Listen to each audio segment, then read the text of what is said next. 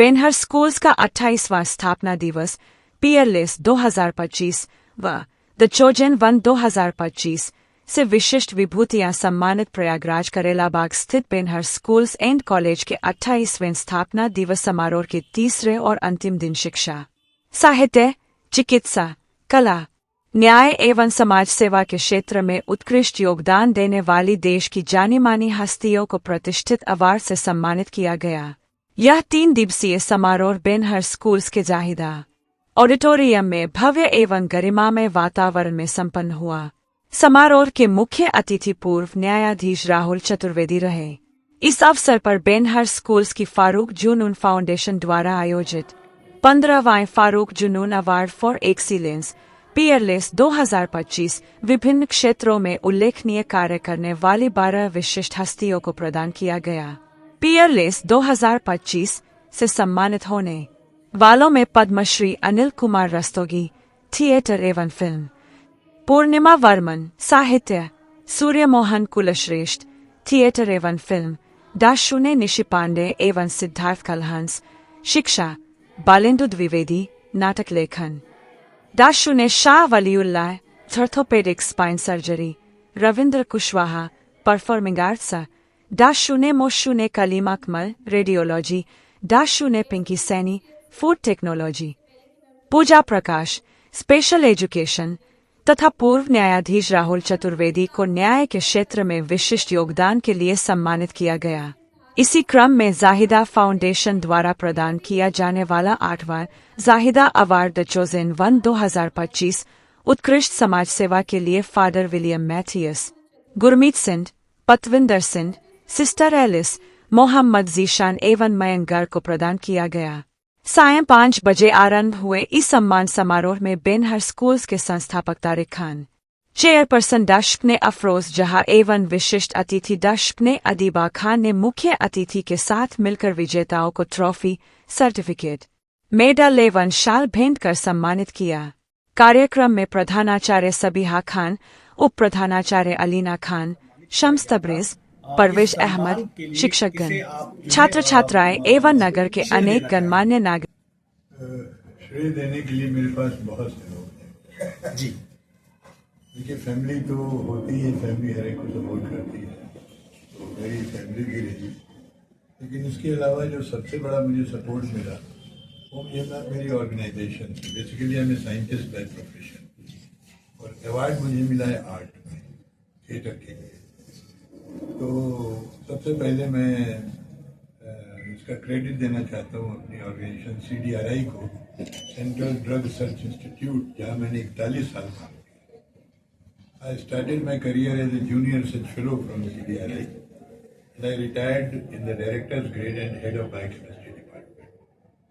तो जैसा कि आप जानते हैं कि रिसर्च इज वेरी डिमांडिंग, तो वो भी डिमांडिंग है, और जो मैं थिएटर कर रहा था वो भी डिमांडिंग है if you do it seriously.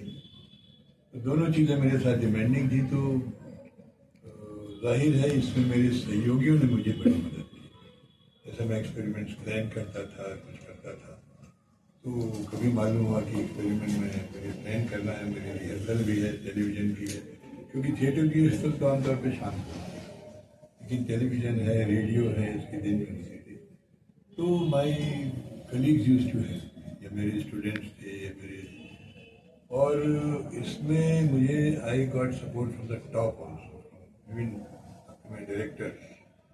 बल्कि अक्सर ये होता था कि मेरे इंटरव्यूज़ में जो मेरे चेयरपर्सन होते थे, उनको भी मालूम था कि लड़का जो है थिएटर, नाच, नौटंकी भी करता रहता है। मेरे इंटरव्यू के बाद ये होता था कि what is going on in theatre. तो ये था कि, और अब जो नेक्स्ट जो मैं देना चाहता हूँ क्रेडिट, वो अपने साथियों को, थिएटर के साथियों, क्योंकि उन्होंने मेरे साथ बड़े एडजस्टमेंट किए। सर, क्या प्रयागराज में कोई ऐसा एस्टेब्लिशमेंट है या आप सोच रहे हैं करने के लिए?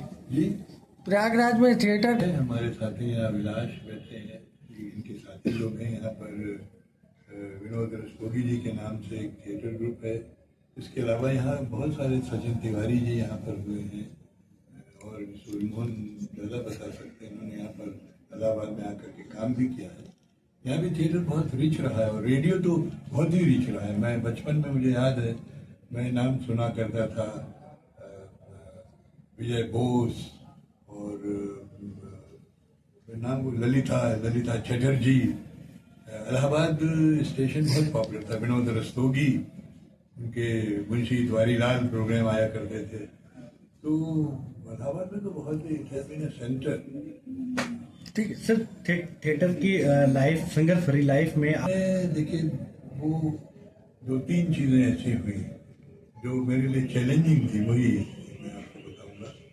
पहला मेरा एक नाटक मैंने किया था सखाराम भाईंदर, विजय तेंदुलकर जी का लिखा हुआ नाटक है। और मेरा ख्याल है उस समय मैं 30-32 साल का रहा हूँ। तो उस नाटक के बारे में मैं बहुत ज़्यादा पढ़ता होता नहीं, क्योंकि साइंस की पढ़ाई सही फुर्सत नहीं करती थी। लेकिन मैं सुना करता था कि बहुत ही चैलेंजिंग नाटक है, थोड़ा बोल्ड नाटक है। उसका डायलॉग मुझे आज भी याद है, मुंह में गाली और बीड़ी हर वक्त मौजूद रहती है। तो वो नाटक इत्तेफाक से मेरे जो पहले गुरु जी थे, राजेश्वर बच्चन जी, उन्होंने कर रखा था।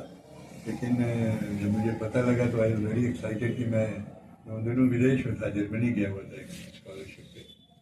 तो मैं बहुत एक्साइटेड था कि मैं लखनऊ चल के उनसे कहूँ भाई शो करो जरा, मैं भी देखें कैसा होता है। लेकिन वो उन्होंने फिर जब मैं लौट के आया मुझे ही कहा कि नहीं, आप ही को करना है। तो दैट वॉज वेरी चैलेंजिंग। और मैं फिर उनके साथ 1 to 1 बैठा, एक एक डायलॉग, एक एक लाइन मैंने उनके साथ। क्या सर यूट्यूब पर भी उपलब्ध है आपका कुछ? वो इत्तेफाक से हमारे यहाँ पहले अनुपम खेर साहब कर रहे थे, वो यहूदी का, और मैं उसमें एक जो वो है पादरी है, वो ब्रूटस का रोल कर रहा था।